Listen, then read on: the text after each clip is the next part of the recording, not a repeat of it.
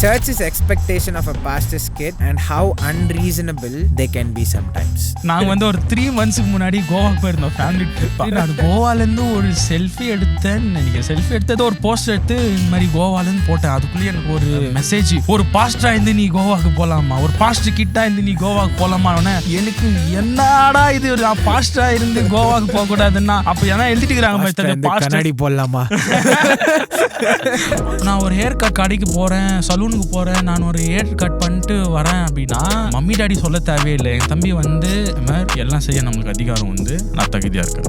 4 பேர் பாக்குறாங்க, நான் பண்றது அவங்களுக்கு மிஸ்கம்யூனிகேட் ஆயிடக்கூடாது. அவன் பாவம் செய்யறதுக்கு சான்சஸ் இருக்குன்னு தெரிஞ்சுட்டு நான் பண்ணனா அந்த பழி என் மேல. ஓல்டு ட்ரெண்டுப்பா, ஓல்டு ஃபேஷன்பா இதெல்லாம் அப்படின்னு அவனை ப்ளீஸ் பண்றதுக்காக நம்ம போயிட்டோம்னா நம்ம பாவத்தில் போயிடுவோம். தெருவில் போய் என்னால் சண்டை போட முடியும், ஆனால் அது எனக்கு தகுதியா இருக்குமா? வர்ஷிப்பை லீட் பண்ணுறான், பாஸ்டரோட பையன் தான். பட் ஸ்டில் அட் ஆஃபீஸில் வந்து ஸ்மோக் பண்ணுறான், சிகரெட் பண்ணுறான், எல்லா விதமான ஆப்போசிட் டைமும் பண்ணுறான். அதே டைமில் வர்ஷிப் சாங் உட்காந்து கேட்குறான். ரெஸ்ட் 6 days நான் பாவம் செய்து சொன்ன மாதிரி சிகரெட் பிடிச்சிட்டு குடிச்சிட்டு சினி சாங்ஸ் எல்லாம் கேட்டுட்டு வந்து நான் ஸ்டேஜ் மேலே 7th day வந்து நின்று நான் வர்ஷிப் லீட் பண்ணா, that is what I am doing in my own talent. ஒன்றுமே தெரியாதவனை கூப்பிட்டு வந்துட்டு ஆயிரக்கணக்கான ஜனங்க முன்னாடி வச்சுட்டு வர்ஷிப் லீட் பண்ணுறான்னா அவன் என்ன பண்ணுவான்? ஒன்றும் பண்ண முடியாது. Doing in a flesh, doing with the help of the Holy Spirit. நான் ஹோலி ஸ்பிரிட்டோட ஹெல்ப்போட, அவருடைய உதவியோட, அவருடைய அபிஷேகத்தை நான் பண்ணனா that will impact people. So நிறைய கொஸ்டின் அண்ட் ஆன்சர்ஸ், கொஸ்டின்ஸும் வந்து நமக்கு ஆடியன்ஸ்கிட்ட கிடைச்ச நிறைய கொஸ்டின்ஸும் இருக்குது பாஸ்டர்ஸ் கிட்ஸ் பற்றி. அதை பற்றி பேசணும். பாஸ்டர் கிட்ஸ் தான் நிறைய கொஸ்டின்ஸ் எடுத்துருவாங்க. ஆமாம். So churches expectation of a pastor's kid and how unreasonable they can be sometimes. ஒரு பாஸ்டருடைய பையனா நம்ம இருக்கும்போது obviously like people expect you to like behave a certain way. பரிசுத்தமான அது இருக்கிறது நல்லதான். அது வந்து ஒரு place of responsibility மாதிரி தான் இருக்கும். ஆனா sometimes those expectations are very unreasonable. இப்போ அண்ணா கூட ஒரு முறை பேசும்போது அண்ணா சொல்லிட்டு இருந்தாரு, எங்கன்னா ஊருக்கு போனா பாஸ்டர் புள்ள ஊருக்கு போகலாமா, பாஸ்டர் புள்ள இங்கே போகலாமா, பீச்சுக்கு போகலாமா, இந்த மாதிரி எல்லாம் கேட்குறாங்க. இந்த மாதிரி நிறைய எக்ஸ்பெக்டேஷன்ஸ் வந்து ரொம்ப அன்ரீசனபிளாக இருக்கும். அன்ரீசனபிள்னு சொல்லும் போது சின்ன குழந்தை, பாஸ்டருக்கு ஒரு சின்ன குழந்தை இருக்கும். ஸோ அவனுக்கு 1 year 2 year இருக்கும். அந்த குழந்தைகிட்ட நீ பாஸ்டர் புள்ள, நீ பரிசுத்தமாக்கணும், நீ சர்ச்சில் ஓடக்கூடாதுன்னு எதிர்பார்க்குவாங்க. இப்படியெல்லாம் பண்ணக்கூடாது, ஒரு பாஸ்டர் புள்ள இப்படியா பண்ணுறது. அந்த குழந்தைக்கு எதுவுமே தெரியாது. அது பாட்டுன்னு அது ஓடுன்னு இருக்கும். இல்லை அவங்க மம்மி எதனா ஸ்நாக்ஸ் கொடுத்தாங்கன்னா உட்காந்துக்கும். அந்த சின்ன குழந்தைகிட்ட கூட நீ பாஸ்டர் புள்ள, நீ பரிசுத்தமாக்கணும்னு அந்த ஏஜ்லேயே சொல்லுவாங்க. அந்த எக்ஸ்பெக்டேஷன்ஸை நம்மளுக்கு என்னடா இது, ஒரு குழந்தை அதுக்கு அதோட மெச்சாரிட்டி அவன் ஒரு சர்டன் ஏஜுக்கு வந்தோடனே ஆப்வியஸ்லி he will changes. நான் அவனுடைய வே ஆஃப் பிஹேவிங் எல்லாம் மாறிடும். பட் ஆனால் விஸ்வாசியோட எக்ஸ்பெக்டேஷன்ஸ் என்னன்னா, அந்த சின்ன குழந்தைய கூட நீ இப்போவே பாஸ்டர் 2 years ஆயிருக்கும், அவனுக்கு அம்மான்னு பேச ஆரம்பிச்சோன்னு நீ பரிசுத்தமாக இருக்கணும், நீ இப்படி இருக்கணும்னு சர்ச்சில் இருக்கிறவங்க வந்து அந்த எக்ஸ்பெக்டேஷன்ஸை சின்ன பசங்கிட்டே விட்டுருவாங்க. அதே மாதிரி சாம் சொன்னது போல் நாங்கள் வந்து ஒரு 3 monthsக்கு முன்னாடி கோவாக்கு போயிருந்தோம் ஃபேமிலி ட்ரிப்பாக.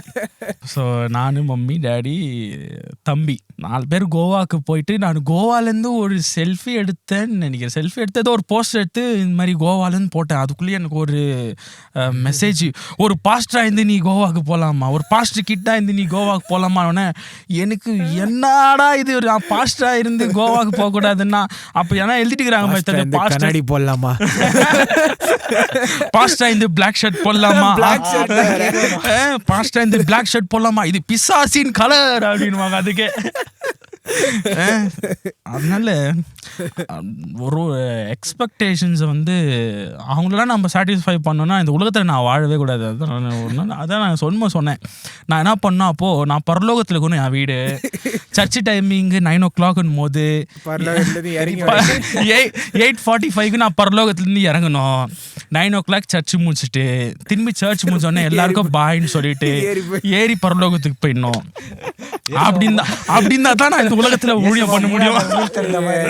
ஆமா, ஏன்னா பீப்புளோட எக்ஸ்பெக்டேஷன்ஸை வந்து அவங்க நம்ம மேல அளவுக்கு மீறி எக்ஸ்பெக்டேஷன்ஸ் வைக்கிறாங்க. இன்னொன்று வந்து எல்லாரையும் நம்ம சாட்டிஸ்ஃபை பண்ண முடியாது. சர்ச்சில் வந்து 100 பேர் வருவான், 100 பேர் 100 வித்தியாசமான எக்ஸ்பெக்டேஷன் வச்சிருப்பான். நீ யாரை சாட்டிஸ்ஃபை பண்ணுவ? கரெக்ட். ஸோ நம்ம அந்த மாதிரி வந்து யோசிக்க முடியாது. இன்னொன்று வந்து we also have to understand pastor புள்ளிங்களும் புள்ளிங்க தான்.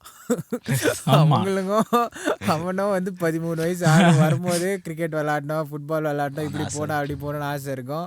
We still have that responsibility of like behaving a certain way. Timothy டைட்டஸ்லலாம் அந்த லெட்டர்ஸ்லலாம் படிக்கும் போது அபவ் ரிப்ரோச் டீசென்ட் லெவலோட ஒரு லெவல் மேலே இருக்கணும் நம்மன்னு இருக்கோம் அந்த லெட்டர்ஸில். So we also have that responsibility. At the same time pastor புள்ள நார்மலான விஷயம் பண்ணால் பாவண்டாயிடக்கூடாது.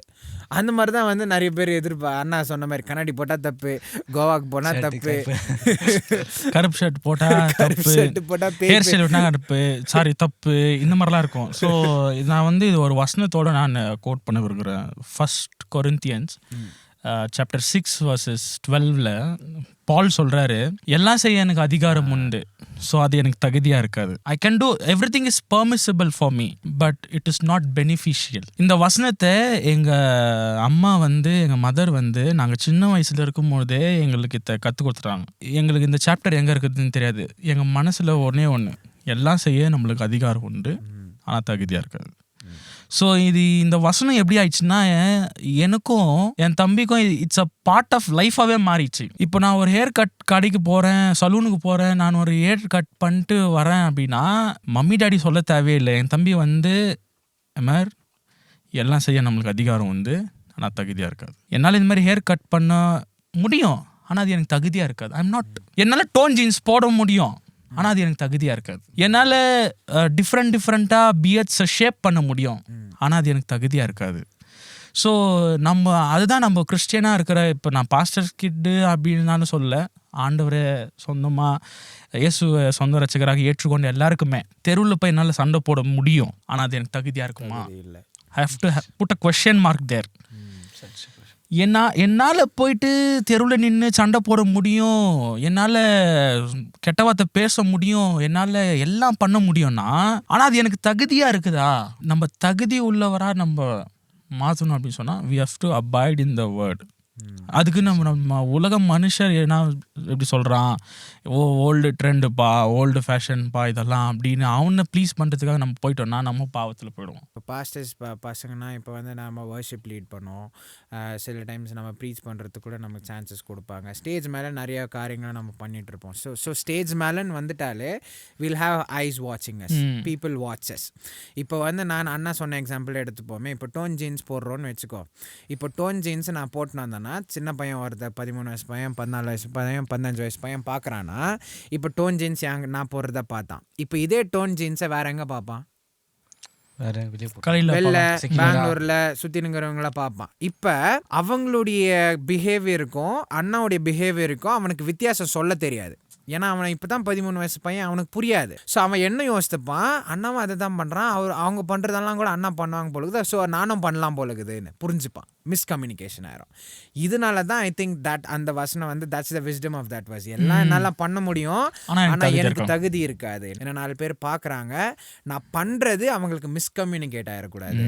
எனக்கு பிடிச்சது அது தப்பு இல்லை தான், பைபிள் அது தப்புன்னு கூட சொல்ல, நான் பண்ணலாம். ஆனால் நான் அது பண்ணுறதுனால இன்னொருத்துக்கு இடரல் ஆகுதா? Is it making him to stumble? அவனுக்கு பாவம் செய்கிறதுக்கு ஒரு வழி ஓப்பன் பண்ணதா? அப்போ நான் பண்ணக்கூடாது. அவனை விழுறான்னு தெரிஞ்சுட்டு அவன் பாவம் செய்கிறதுக்கு சான்சஸ் இருக்குன்னு தெரிஞ்சுட்டு நான் பண்ண, அந்த பழி என் மேல. இது லைக் இட்ஸ் வெரி, இது நான் ஒரு கொஸ்டினாக எடுத்துட்டு வந்திருந்தேன். இது திஸ் இஸ் ரைட் டைம் நினைக்கிறேன். நான் வந்து பெங்களூரில் ஒரு பையனை பார்த்தேன், similar to us. Is leading worship. அவன் வந்து எனக்கு தெரில, அவன் வந்து நானும் கிறிஸ்டியன்ட்டு. அவன் வந்து லைக் வெளியே வந்து வர்ஷிப்பை லீட் பண்ணுறான் அண்ட் லைக் இந்த மாதிரி வர்ஷிப் லீட் பண்ணுறான். பாஸ்டரோட பையன் தான், பட் ஸ்டில் அட் ஆஃபீஸில் வந்து ஸ்மோக் பண்ணுறான், சிகரெட் பண்ணுறான், எல்லா விதமான ஆப்போசிட் டைமும் பண்ணுறான். அதே டைமில் வர்ஷிப் சாங் உட்காந்து கேட்குறான். It's a bad example. Bad example. It's from my whole ஹார்ட்டடில் நான் பண்ணும்பொழுது தட் ஷுட் இம்பேக்ட் பீப்புள். நான் என் மாம்சத்தில் பண்ணேன்னா அங்கே ஒன்றுமே நடக்காது. Doing in a flesh, doing with the help of the Holy Spirit. நான் ஹோலி ஸ்பிரிட்டோட ஹெல்ப்போடு, அவருடைய உதவியோடு, அவருடைய அபிஷேகத்தை நான் பண்ணேன்னா that will impact people. People might cry, அவங்களுடைய மனதுருகி அழுவாங்க, அவங்களுடைய லைஃப் ஆண்டவருக்கு ஒப்பு கொடுப்பாங்க, அவங்க லைஃப் மாறும். இதே நான் பாவம்லாம் ரெஸ்ட் 6 days நான் பாவம் செய்து சொன்ன மாதிரி சிகரெட் குடிச்சிட்டு சினி சாங்ஸ் எல்லாம் கேட்டுட்டு வந்து நான் ஸ்டேஜ் மேலே 7th day வந்து நின்று நான் வர்ஷிப் லீட் பண்ணேன்னா that is what I am doing in my own talent. என்னால் பாட முடியும், நான் சூப்பராக பாடுவேன், நான் ஒரு பாட்டு பாடுறேன். So that will be a kind of an orchestra, அவ்வளோதான். பீப்புள் வருவாங்க, பார்க்குவாங்க, ஓகே நல்லா பாடுறாருப்பா அப்படின்னு போயிடுவாங்க. ஆனால் ஜனங்க உண்மையாலே தொடப்படுறாங்களா, அவங்க இம்பேக்ட் ஆகுறாங்களான்னு நம்ம பார்த்தோம்னா it will be a zero. So அவங்க தொடணும், ஆண்டோடைய தொடுதலை உணரணும், தேவனுடைய பிரசன்னம் இறங்கணும் அப்படின்னு சொன்னால் you should be in a spirit. Worship lead பண்ணுறாங்கன்னு சொன்ன உடனே வர்ஷிப் லீடரை எல்லாத்துக்குமே எக்ஸாம்பிளாக எடுத்துக்கக்கூடாது. There to what lead worship, புரிஞ்சா? அவங்க வந்து பாட்டு நடத்துறதுக்கு வர்ஷிப் லீட் பண்ணுறது தான் இருக்காங்க. எல்லாத்துக்கும் எக்ஸாம்பிள் அவங்களா இருக்கக்கூடாது நமக்கு. அதே மாதிரி ஒரு லீடர்ஷிப் ரோல்னு வரும்போது தான் அது வேறு. லீடர்ஷிப் ரோல்னால் என்னது, பாஸ்டர்ஸு, சர்ச்சில் இருக்கிற எல்டர்ஸ், அந்த மாதிரி ரோல்ஸ் தான் வந்து நம்மளுக்கு வந்து லீட் பண்ணுறது, அவங்க சொல்கிறத சர்ச் கேட்கணுன்றது வர்றது வந்து அது வேறு ரோல்ஸ். அந்த மாதிரி இடத்துக்கு அப்பாயிண்ட் பண்ணுறது வந்து அந்த மாதிரி ஒரு பொசிஷனில் வைக்கிறது வந்து that is I think different. So இது வந்து பாஸ்டர் டிசைட் பண்ணோம் இல்லையா? என்னன்னாக்கா நம்மளுடைய கெப்பாசிட்டி அவங்களுக்கு தெரியும். ஒன்றுமே தெரியாதவனை கூப்பிட்டு வந்துட்டு ஆயிரக்கணக்கான ஜனங்க முன்னாடி வர்ஷிப் லீட் பண்ணுறான்னா அவன் என்ன பண்ணுவான்? ஒன்றும் பண்ண முடியாது. So pastor even though is a pastor kid, அவனுடைய கெப்பாசிட்டி அவங்க அப்பாவுக்கு தெரியும். நம்ம பிள்ளை இல்லை வர்ஷிப் லீட் பண்ண முடியுமா? இன்றைக்கும் நிறையா எக்ஸாம்ஸ் எடுத்தோம் அப்படின்னு சொன்னால் எனக்கு தெரிஞ்ச நிறைய பாஸ்டர்ஸ் பசங்களே அவங்களுக்கு இன்னும் ஸ்டேஜே கிடைக்கல, ஸ்டேஜ் கொடுக்கல. ஏன்னா அவனுக்கு அந்த கெப்பாசிட்டி இல்லை. ஓகேவா? ஸோ இப்போ நான் என் பிள்ளைய நிறுத்துன்னு வந்து முன்னாடி நிற்க வைக்கிறேன்னா அந்த டேலண்ட்டு, அதோடைய கிஃப்ட் அவனுக்கு இருந்தால் தான் அவன் லீட் பண்ணுவான். அவனுக்கு அந்த கிஃப்ட்டும் இல்லை, அவனால் பண்ண முடியாதுன்னும்போது நான் சும்மா எடுத்துன்னு இருந்தேன்னா you will be a buffoon. Stage மேலே ஒரு கார்ட்டூன், ஒரு பஃபூன் மாதிரி நின்றுட்டு சும்மா சிரிச்சிட்டு ஊன்ட்டு ஜோக்காஸ்ட்டு போயிடலாம். பட் ஆனால் ஜனங்க தொடப்படுவாங்களான்னா முடியாது. ஸோ கடைசியாக நான் என்ன சொல்ல வரேன் அப்படின்னு சொன்னாக்கா, end of the day pastor's decision. யாருமே வந்து நம்மளை எடுத்துகிட்டு வந்து ஸ்டேஜ் மேலே ஃப்ரீயாக ஸ்டேஜை வந்து கொடுத்துட மாட்டாங்க. So it's the place where God speaks to its people. காடை பில்ட் பண்ணுவாருன்னு நினைக்கிறேன். ஸோ வந்து கர்த்தர் அவங்கள விட்பார். அதே மாதிரி நம்ம ஒரு ஃபஸ்ட்டு ஒரு ஸ்டேஜ் கிடைக்கும் போது யாரும் டேரக்டர் தூக்கி நீ ஒரு வர்ஷிப் நடத்துன்னு கொடுக்க மாட்டாங்க. ஸோ என்னுடைய வாழ்க்கையில் நானும் பண்ணும்போது ஐ ஃபஸ்ட் ஸ்டார்டட் பிளேயிங் கிட்டார். அதுக்கப்புறம் ஒரு ஆஃபரிங் சாங். அப்போ தான் ஜனங்களை நம்ம ஃபேஸ் பண்ண முடியும். ஒரு ஆஃபரிங் சாங் இல்லை ஒரு ஸ்பெஷல் சாங். இது நம்ம பண்ணும்போது ஆட்டோமேட்டிக்கலாக நமக்குள்ளேயே ஒரு டிசையர் வரும். காட் நம்மளை ஸ்ட்ரென்தன் பண்ணுவார். ஸோ அந்த ப்ராசஸை நான் கடந்து போகும்போது நெக்ஸ்ட்டு ஒரு 2 சாங் லீட் பண்ண ஒரு சான்ஸ் கிடைக்கும். ஸ்டேஜில் நான் லீட் பண்ண மாட்டேன். Leader will be leading, I will be backing up. நான் பின்னாடி நிற்பேன். ஸோ அந்த லீடர் என்ன பண்ணுறாரு, he'll be leading, I will just be singing with him. நான் கூட பாடுவேன். இப்போது நான் அப்புறம் ஒரு சின்ன ஒரு ஹவுஸ் ப்ளேயர்லையோ இல்லை ஒரு சின்ன ப்ரேயர்லையோ அந்த லீடரை நான் ரீப்ளேஸ் பண்ணுவேன். அப்போ பண்ணும்பொழுது எனக்கு அந்த பயம் போகும். அதுக்கப்புறம் ஒரு மெயின் சர்வீஸில் நான் ஒரு 2 சாங் லீட் பண்ணுவேன். அப்புறம் லீட் பண்ணுவேன், நெக்ஸ்ட்டு ஒரு வர்ஷிப் லீட் பண்ணுவேன். இட் இஸ் அ ப்ராசஸ், ஒரு ஸ்டெப் பை ஸ்டெப் தான் ப்ராசஸ். இதுதான் கரெக்டான வந்து வைக்கிறதுல ஒரு ப்ராசஸ். இது அக்செப்டபிள். நான் என்ன சொன்னா சில இடத்துல டேரக்டாவே வந்துரும் இல்லையா, அதை தான் நான் கேட்கறேன். டேரக்டா வந்து யாரும் விட மாட்டாங்க, டேரக்டா விட மாட்டாங்க. ஏன்னா வந்து இப்போ டேரக்டாக விட்டாங்கன்னா obviously they will be a lot of questions raised. சர்ச்சில் வந்து யாரும் வந்து they won't like turn a blind eye to everything.